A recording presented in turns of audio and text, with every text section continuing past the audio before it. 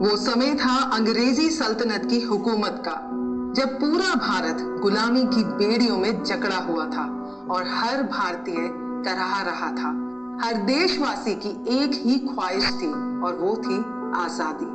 उस वक्त मध्य प्रदेश में एक छोटी सी रियासत थी, अलीराजपुर। उसी अलीराजपुर रियासत के अंदर एक गांव था, भावरा, जहां पर पंडित सीताराम तिवारी जी और उनकी पत्नी जगरानी देवी रहते थे। पंडित सीताराम तिवारी जी एक इज्जतदार और ईमानदार व्यक्तियों में गिने जाते थे। उनकी आर्थिक स्थिति ठीक नहीं थी। गरीबी ने उनका मनोबल तोड़ने की पूरी कोशिश की, लेकिन वे इतने सच्चे और स्वाभिमानी थे कि गरीबी भी उनके सामने थक कर चूर चूर हो गई। पंडित सीताराम जी एक पुत्र के पिता थे और उनकी दिली इच्छा थी कि उनका एक और पुत्र हो जाए। वैसे तो उनके 3 पुत्र पहले भी हुए थे, लेकिन तीनों पुत्रों की जन्म लेने के बाद मृत्यु हो गई थी। इस समय उनकी पत्नी पुनः गर्भवती थी और उन्हें फिर से ये डर सता रहा था कि ये बच्चा भी उन्हें छोड़कर ना चला जाए। पंडित सीताराम जी इन्हीं विचारों को लेकर काफी चिंतित थे और इसी चिंता में डूबे वे दरवाजे पर बैठे हुए थे कि तभी एक साधु उनके दरवाजे पर भिक्षा मांगने आया और उसने कहा, मां भिक्षा दो। साधु को देखकर पंडित सीताराम जी ने उन्हें आदर सहित आग्रह करते हुए कहा, महाराज आइए, आसन ग्रहण करें। साधु ने अपना आसन ग्रहण किया और अंदर से उनकी पत्नी ने आदर सहित भिक्षा लाकर उनकी झोली में डाल दी। भिक्षा ग्रहण करने के बाद साधु ने पंडित जी से पूछा, क्या बात है पंडित जी, आप कुछ परेशान लग रहे हैं? पंडित जी ने उदास स्वर में साधु से कहा कि कुछ नहीं, मैं बस अपने जीवन के बारे में कुछ सोच रहा था। इस पर साधु ने उत्तर दिया, आपके घर में खुशखबरी आने वाली है और आप इस तरह से उदास हैं, आखिर क्या बात है? इस पर पंडित जी ने अपने मन की सारी बातें और अपनी चिंता साधु के समक्ष रख दी। साधु महाराज थोड़ी देर के लिए मौन रहे और फिर बोले कि आप निश्चिंत हो जाएं और भय को अपने मन से निकाल दें। इस बार ऐसा कुछ नहीं होगा। आप भगवान शिव की उपासना करें और आपका बालक युगों युगों के लिए आपके नाम को अमर कर जाएगा। ये सुनते ही पंडित जी का चेहरा खुशी से खिल गया और साधु महाराज वहां से चले गए। इसके बाद 23 जुलाई 1906 को पंडित जी के घर में एक सुंदर से बालक ने जन्म लिया। बालक थोड़ा कमजोर था, लेकिन एक अलग ही तेज था इस बालक के चेहरे पर। जब उनकी पत्नी ने उस बालक को उनके हाथों में सौंपा तो वे उस बालक को देखते ही रह गए। अपने पुत्र की तरफ प्रसन्नता से देखते हुए पंडित जी ने अपनी पत्नी से कहा, ये शिव जी का वरदान है, हम इसका नाम चंद्रशेखर रखेंगे। ये सुनते ही उनकी पत्नी ने मुस्कुराते हुए पंडित जी को अपनी सहमति दे दी। बच्चे की किलकारी से पंडित जी अपनी गरीबी तक को भूल गए। पति और पत्नी दोनों मिलकर बड़े मन से अपने बेटे चंद्रशेखर का पालन पोषण करने लगे और अपने बेटे की हर इच्छा को पूरा करने की कोशिश करने लगे। समय का चक्र काफी तेजी से घूम रहा था और उसके साथ साथ चंद्रशेखर जी भी बढ़ने लगे। वे खुश मिजाज, अपने माँ बाप के लाडले और एक निडर बालक थे। उनके अंदर आदर एवं वीरता के गुण बचपन से ही मौजूद थे। बचपन से ही उनकी बातें सुनकर और उनके निर्भीक व्यक्तित्व को देखकर लोगों को बहुत आश्चर्य होता था। धीरे धीरे समय बीत रहा था और अब बालक चंद्रशेखर 5 वर्ष के हो गए थे। उस समय बच्चों को स्कूल भेजने की योग्य उम्र 5 साल मानी जाती थी और जब बालक को पाठशाला जाना होता था तब एक शुभ तिथि निकाली जाती थी और तब बालक को पाठशाला भेजा जाता था। 5 वर्ष पूरे होने पर एक शुभ तिथि निकाली गई और फिर चंद्रशेखर को गांव की पाठशाला भेज दिया गया। उनके बड़े भाई भी उसी पाठशाला में थे और दोनों भाई एक साथ पाठशाला जाने लगे। चंद्रशेखर पढ़ाई में बहुत अच्छे थे और उनकी बुद्धि का लोहा उनके अध्यापक भी मानते थे। उनकी बुद्धिमत्ता देखकर उनके अध्यापक ने चंद्रशेखर के पिताजी को उनकी शिक्षा पर ध्यान देने को कहा और ये भी कहा कि आगे चलकर आपका बेटा आपका नाम जरूर रोशन करेगा।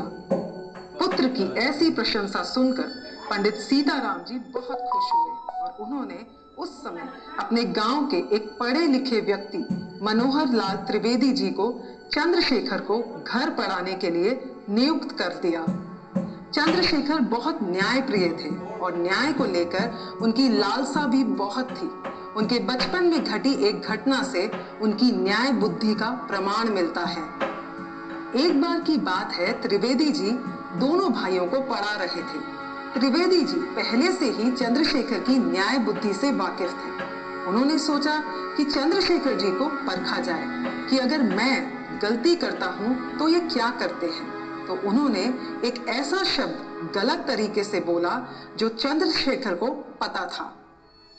अब त्रिवेदी जी उनके मास्टर थे और मास्टर जी के पास एक डंडा हमेशा रहता था और बच्चा जब भी गलती करता था तो बदले में उस बच्चे को मास्टर जी से डंडे की मार मिलती थी।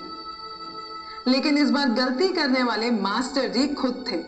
जैसे ही त्रिवेदी जी ने गलत शब्द बोला, इस पर तुरंत चंद्रशेखर जी ने पास रखे उनके डंडे को उठाया और उनको 2 डंडे जमा दिए। ऐसा करने के बाद उनके पूरे घर में हंगामा मच गया और चंद्रशेखर के पिताजी दौड़े हुए आए ताकि वे अपने बेटे की इस हरकत की सजा उन्हें दे सके।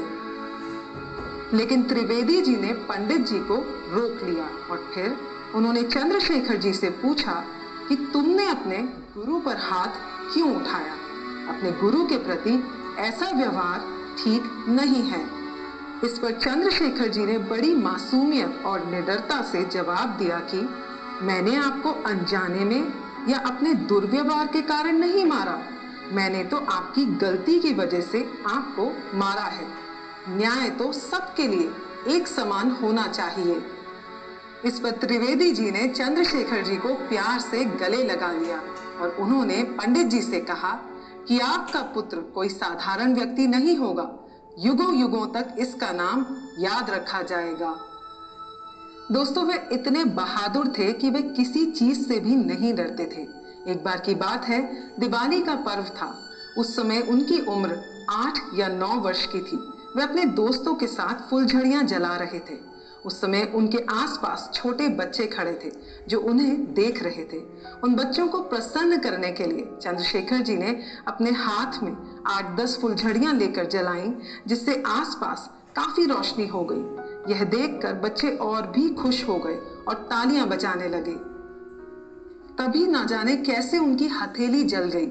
ये देखकर सभी बच्चे घबरा गए और शोर मचाने लग गए और फिर उनमें से कुछ बच्चे तुरंत चंद्रशेखर जी के घर उनके माता पिता को ये खबर देने चले गए।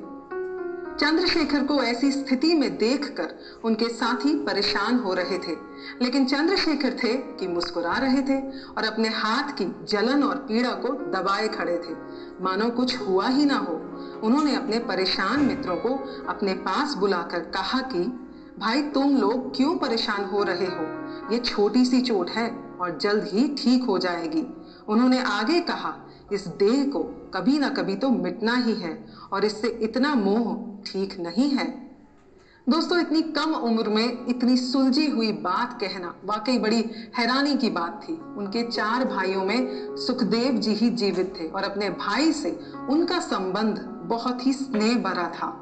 यूं तो चंद्रशेखर अपने भाई से छोटे थे, लेकिन वे बातें बड़े भाई की तरह करते थे और अक्सर अपने बड़े भाई को खेल खेल में ही समझाते थे कि भैया, हमें अपने दुखों से घबराना नहीं चाहिए, बल्कि अपने जीवन में अपने दुखों से हमें लड़ना आना चाहिए। बचपन से ही उन्हें वीरता भरे खेल पसंद थे, जिसमें शारीरिक बल लगता था, जैसे मलखम, लाठी चलाना और कुश्ती लड़ना। दोस्तों, आमतौर पर अगर देखा जाए तो इतनी कम उम्र में इन खेलों में पारंगत होना अचंभे की बात थी और एक बहुत विशेष गुण भी। परंतु ऐसा भी माना जाता है कि जैसी मनुष्य की सोच होती है वह वैसा ही बनता है, और ये बात चंद्रशेखर जी पर बिल्कुल लागू होती थी। डर क्या होता है वे शायद उन्हें मालूम ही नहीं था। वे ना तो किसी से डरते थे और ना ही गलत बात को सहन करते थे। इस वक्त चंद्रशेखर जी की उम्र 14 वर्ष की थी और उन्होंने अपनी प्राथमिक शिक्षा पूरी कर ली थी। उनके पिताजी का मानना था कि उनके पुत्र के लिए इतनी शिक्षा बहुत है और इससे ज्यादा पढ़कर वे क्या करेंगे। लेकिन चंद्रशेखर जी के अंदर शिक्षा ग्रहण करने की गहरी लालसा थी। वे आगे और पढ़ना चाहते थे। उस समय देश में काशी उच्च शिक्षा का एकमात्र केंद्र था और चंद्रशेखर जी की इच्छा थी कि वे काशी जाकर पढ़ें। एक दिन उन्होंने अपने मन की बात अपने पिताजी के समक्ष रख दी। उनके पिताजी ने जब चंद्रशेखर के मुंह से ये बात सुनी तो उन्होंने अपने पुत्र को हंसते हुए कहा, तुझे इतना पढ़कर क्या करना है? हमें तुमसे कौन सी नौकरी करानी है? अगर मैंने तुम्हें काशी भेज भी दिया तो मैं तो तुम्हारे बिना रह लूंगा, लेकिन तुम्हारी माँ नहीं रह पाएगी। तुम अपनी माँ से ही पूछ लो। चंद्रशेखर जी ने जब ये बात अपनी माँ से कही तो उन्होंने अपने पुत्र को अपनी गोद में भर लिया और भावुक होकर बोली, मैं तेरे बिना एक पल भी नहीं रह सकती। अगर तू काशी चला गया तो हम दोनों क्या जी पाएंगे? अपने इरादों के पक्के चंद्रशेखर जी का गांव में मन नहीं लगा और एक बार उन्होंने अपने मन में कोई बात ठान ली तो बस उस बात को पूरा करके ही रहते थे। उन्होंने काशी जाने का निश्चय कर लिया था, लेकिन माता पिताजी से काशी जाने की अनुमति मिली नहीं थी और वे जानते थे कि वे कितनी भी कोशिश कर लें, उन्हें काशी जाने की अनुमति मिलेगी भी नहीं। अंत में एक दिन वे बिना किसी को बताए घर से चले गए। उस समय किसी को भी ये मालूम नहीं था कि उनका काशी जाना उनके जीवन में एक ऐसी कड़ी थी जो आने वाले समय में उन्हें अपने देश, अपनी मातृभूमि की सेवा करने के लिए जोड़ने वाली थी। काशी पहुंचकर चंद्रशेखर जी ने अपने पिताजी को पत्र भेजा जिसमें उन्होंने अपने माता पिताजी से अपने किए की क्षमा मांगी और उनसे उम्मीद भी रखी कि उनके माता पिताजी उनके किए को माफ कर देंगे। उस पत्र में उन्होंने ये भी लिखा था कि उनके माता पिता उनकी बिल्कुल भी चिंता ना करें क्योंकि वे काशी में पढ़ने आए हैं। काशी वैसे भी भगवान शिव की नगरी है। अब उन्होंने अपने आप को भगवान शिव के समर्पित कर दिया है और अब वही उनकी रक्षा करेंगे। उन्हें तो बस अपने माता पिता का आशीर्वाद चाहिए। जब पंडित जी को यह पत्र मिला तो उनकी और उनकी पत्नी की आंखों से आंसू आ गए। पंडित जी को अंदर से इस बात का संतोष भी था कि उनके पुत्र काशी में शिक्षा ग्रहण करने गए हैं और उनके मन में ये विचार आया कि उनका पुत्र कोई साधारण कार्य नहीं करने गया बल्कि अपनी शिक्षा काशी में ग्रहण करने गए हैं। ये सब सोचकर उनका सर स्वाभिमान से उठ गया। दोस्तों, अनादि काल से ही काशी एक महत्वपूर्ण तीर्थ स्थल माना जाता है और काशी नगरी को धर्म और शिक्षा का गढ़ माना गया है। यहाँ पर शुरू से ही उच्च शिक्षा प्राप्त करने के लिए पूरे संसार से विद्वान आते हैं और शिक्षा ग्रहण करते हैं। काशी में ऐसे बहुत धर्म प्राण धनी लोग रहते हैं जो हमेशा से ही काशी में शिक्षा ग्रहण करने के उद्देश्य से आने वाले गरीब विद्यार्थियों की मदद करते रहे हैं। उन्होंने वहां पर ऐसी व्यवस्था बनाई हुई है जहां पर गरीब विद्यार्थियों के रहने और खाने का मुफ्त प्रबंध किया जाता है। इसके अलावा उनके वस्त्रों और व्यक्तिगत खर्चे के लिए भी कुछ रुपए दे दिए जाते हैं। चंद्रशेखर जी का प्रबंध भी इसी व्यवस्था के कारण हो गया था। अपने निवास का प्रबंध हो जाने के बाद चंद्रशेखर जी अपनी स्कूल की पढ़ाई पर ध्यान देने लगे।